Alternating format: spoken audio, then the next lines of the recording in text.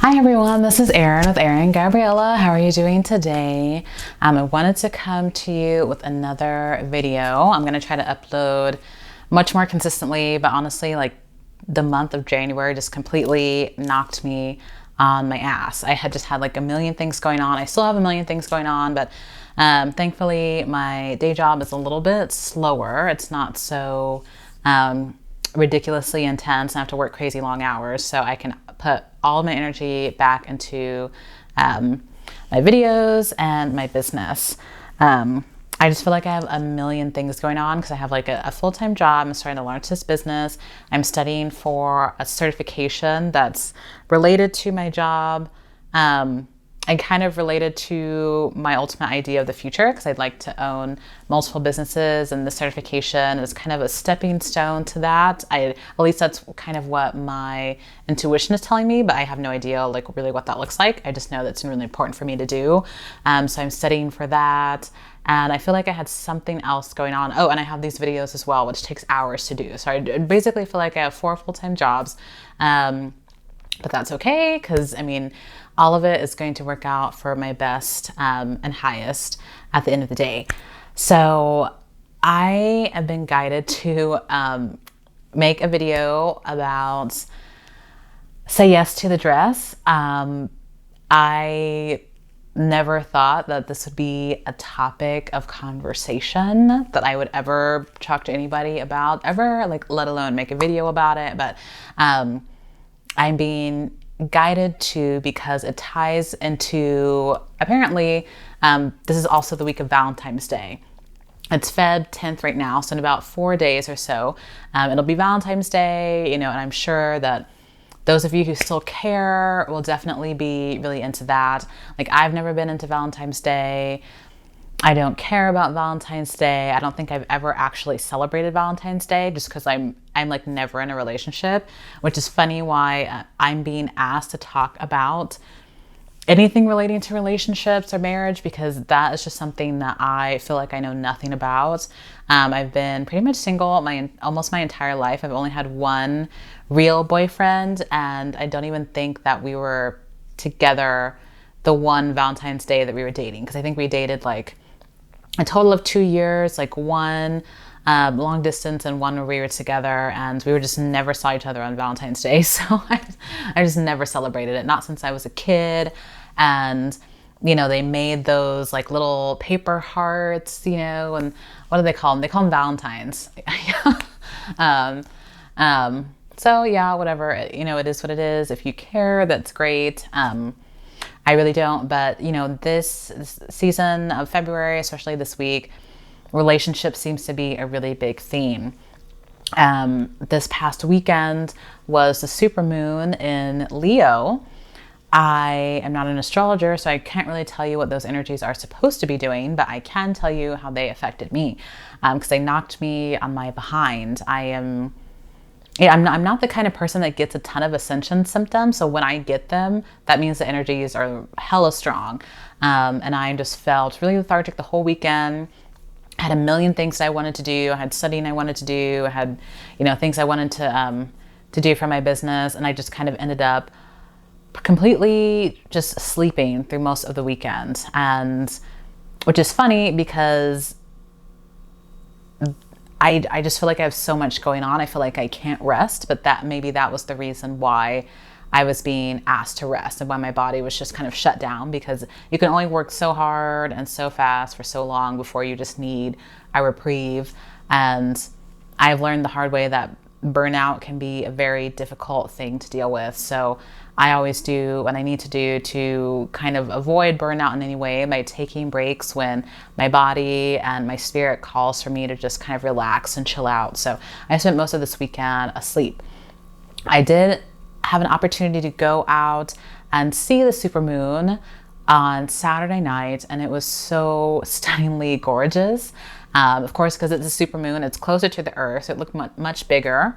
And the clouds were kind of billowing past it, and the clouds were gorgeous because it was a night sky. So it had this beautiful dark blue, as night skies often do. Was somehow it had like red overtones on the clouds. So it was just a picture that was perfect for a painting. I should have taken a picture, but I didn't. So, you know, whatever. But, you know, it's etched in my memory as just a beautiful, beautiful time. And the energies that came in were very anxious energies. A lot of stuff came up for me over the weekend, especially on Sunday. I ended up getting some very important revelations just on a personal level about some relationships that I've had in the past. You know, I was given a little bit of insight into, you know, those relationships, and that the revelations that I received, you know, were really important in helping me to kind of heal those final kind of bits of pain that existed from those relationships. So it's really interesting that, you know, this week I got a bunch of new downloads about some of the few relationships that I have had that didn't go so well as you know, Valentine's Day coming up and the say yes to the dress stuff. So let me just get to the point of this video. So this video is about my experience watching Say Yes to the Dress and how problematic I see like every single portion of that show to be from a spiritual perspective. I don't actually watch TV, but I was at my mother's house this weekend. It's like one of the few things I did do besides sleep. And my mom has a TV on 24/7. So this was playing at some point. It seems to always be on. It's like every time I'm over at her house and anytime we happen to go past TLC, that show is on. So I don't know if it's just, I'm just catching all the marathons or it's just a staple on that show. But there it is. And for those of you who don't know, it's been on for like 10 years at this point. It has the same plot. The plot is just women go into a fancy boutique bridal salon to buy really expensive designer dresses.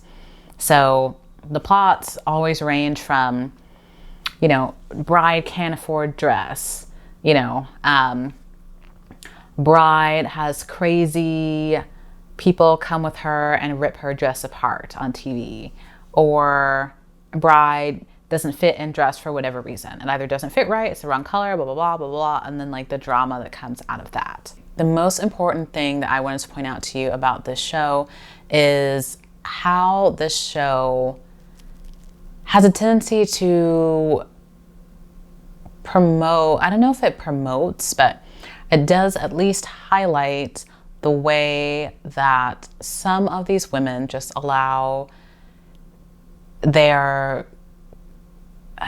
friends and family to just completely shit all over them and their dreams. So some of these people are obviously acting the fool just to get on television. So, you know, that is what it is, but it's alarming to see like pretty much every episode, there's at least one woman who is like shaken to her core because her family members don't like her dress. Now, if you ask me, I, to this day, don't fully understand why women pay for wedding dresses. You only wear it once. Like, I don't know. I would consider maybe renting. I don't know. Some people use it for like a keepsake, but I mean, these dresses are thousands of dollars. I don't really understand who has the money for that, who would care enough to do that. But, you know, this isn't judging. This is just like just an observation of the fact that this show is just the ultimate in needless materialism. No one really needs a wedding to get married, and certainly no one needs a multi-$1,000 dress, but yet and still the store is full. So like the brides, they'll come in and they'll be so adamant about they need it to look like this. It needs to have lace, da-da-da-da-da. Like they have these really high standards for their dresses, but yet and still they can't have high standards for the quality or the respect level that comes from the people around them about their dresses. This whole show is built on outrageous family members saying the meanest things, and it's disturbing. So Yes to the Dress is a very mild example, but I think in general our TV and our movies are getting very dark. It's just kind of like the more shocking and the more horrific and the more negatively sensationalized the more they're going to push it in front of us. That has been going on for quite a long time, but it's just getting to the point now where I find it difficult to find anything to watch. Like it's difficult for me to even watch Netflix because everything on Netflix just looks so demonic, and it's just someone's dying, someone's getting murdered, someone's being abused, someone's a serial killer. There's they have a million and one ways to imagine what hell on earth can look like for a person, but you'd be hard pressed to find any movies about imagining a million different ways that you can be happy and blissful. It just seems like everything's so focused on how dark it can be. And what's sad about Say Yes to the Dress is that it's marketed as one kind of the more positive, silly, family-friendly shows. But if you really kind of take a peek inside the dynamic that these women have with some of the people around them, it makes me like a little concerned for some of them. Because, the women, they will get ripped apart. The family members will say, she looks fat, I don't like this, I don't like that. And in the defense of people who are sitting there and are giving their opinion, they technically do have the right to their opinion. Some of them, I personally take offense, not offense, but I personally have problems with people who think it's okay to express their opinion in a manner that they know is disrespectful and they know is offensive. And I am shocked at the number of brides who, instead of just maybe taking the family member aside and talking to them and saying like, hey, like your comments are really out of line. I'm gonna have to ask you to leave if you don't act like that, if you don't stop acting like that. This breakdown in tears, and then it becomes like more TV, because instead of the bride like asserting firm boundaries and protecting herself and protecting her energy, she just allows herself to be walked on, and then just goes into like, victim mentality of just, I would just want everyone to be happy. I just want it to be a special day, instead of just really kind of smacking her family member across the face and be like, you can't act like that in my presence and expect to still be here. Like that would be the way that I would assume like a healthy, person would handle a situation like that, when they are just literally being ripped to shreds by a family member at any point. And sometimes I wonder, like, what are these women's lives like? Again, that doesn't necessarily mean that they're a doormat in every area of their lives, because sometimes your family members just have a tendency to affect you in a very special way. But it just makes me concerned. I mean, if they're breaking down in tears because their family wants them to have a good, the perfect dress, and their family members can't take it, or what else have they kind of just been to the opinions of others for? Are they living the lives that they want? Are they happy with their significant other? Did they even pick the right man, or did someone else kind of convince them, to listen to someone other than what they like? It's really disturbing. Like, I guess the most disturbing to me as well is to just see how many women are willing to change the opinions of what they're willing to wear on their day. It's supposed to be their day. It's a party to celebrate their love. How many women are willing to just leave their ideal dress behind because someone else said they didn't like it? How many times have those of us have we done that, where there's something we think that's a great idea, something that think that'll really work out for us, and somebody else shoots it down in the meanest way, and instead of just saying like, forget you, like I'm gonna do it anyway, we just say like, oh, they're probably right, and just ignore our own opinions, our own inner calling, and end up walking a different path than the one that, we would have walked if other people hadn't have swayed us in a different direction. So with the show like that, a show that makes it so like such, just built its empire on the backs of these women not being able to stand up for themselves, I just find that generally disturbing. And like the fact that marriage is so revered in our society, especially for women, it's like, women were kind of obviously taught to aspire to marriage, or, one of the most defining moments in a woman's life, or one of her biggest successes, would be the fact that she has a man, gets a man, and the fact that she has kids. And those things, like, they have a tendency to create, at their worst, like very strong negative karmic ties that can like actively hinder your ability to ascend. Because instead of like, doing your own thing and kind of being independent, and growing on alone spiritually, you end up in a marriage and then there's a lot of pain in that marriage, a lot of pain in that relationship, or whatever, and then you end up like, I don't want to say with baggage, but you just end up with a lot of extra stuff that you need to clear out spiritually before you can continue to ascend.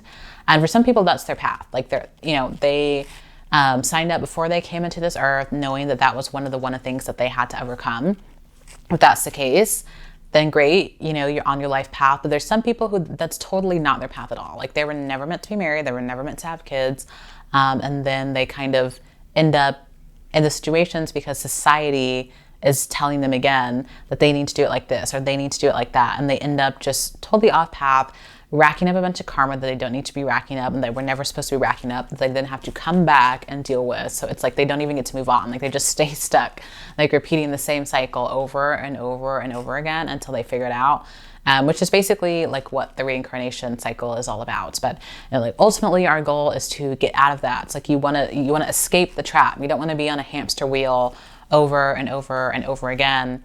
You want to be able to leave. So like really what you should be doing in your spiritual practice, regardless of whatever has happened in the past, is to just work on clearing and transmuting whatever it is that's causing you that pain, so that when you die, you can actually leave and go on to better things and don't get stuck on a hamster wheel, having to repeat everything else. So at the end of the day, like, I guess if I'm saying anything, it's just like, have strong boundaries, have high standards for other people's behavior. Do not let people talk to you crazy. Do not let people hurt you.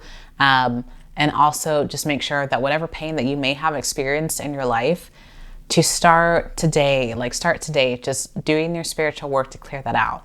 Like start meditating, start doing, whatever you feel like in your heart is best for you to do, is start healing this pain so that by the time you're ready to pass on, you are in a peaceful state. It doesn't have to take decades to heal from the pain that it took decades to accumulate. You can do it, I don't want to say quickly, because I don't want to start talking about like, the 5-minute ascension kind of crap that I want to just, it's quick and easy. All you have to do is this. It's, again, like it takes effort and it takes work, but just start today. Like if you don't have a practice, just start today. Like, please, just please meditate, please do whatever you need to do to begin the healing practice. And I guarantee you are going to be like so happy. And eventually it might have to go through a little bit of misery because again, you have to feel your pain to be able to transmute it. But like the rewards are so great. And I want everyone I wish that I could just have everyone be on the ascension path and to kind of be on the path of divine love. But again, everyone will make their own choices. But, this video is just kind of a cautionary tale. Don't let anyone's opinion sway your life path in any way, shape, or form. And just stay true to what you want and what you believe. As long as what you want is not hurting anyone, as long as what you want doesn't lead to you behaving in a disrespectful or violatory way towards anyone else, then there's no reason why you should be talked out of that or why that should be ignored. You should definitely be working towards what you believe in your heart is best for you.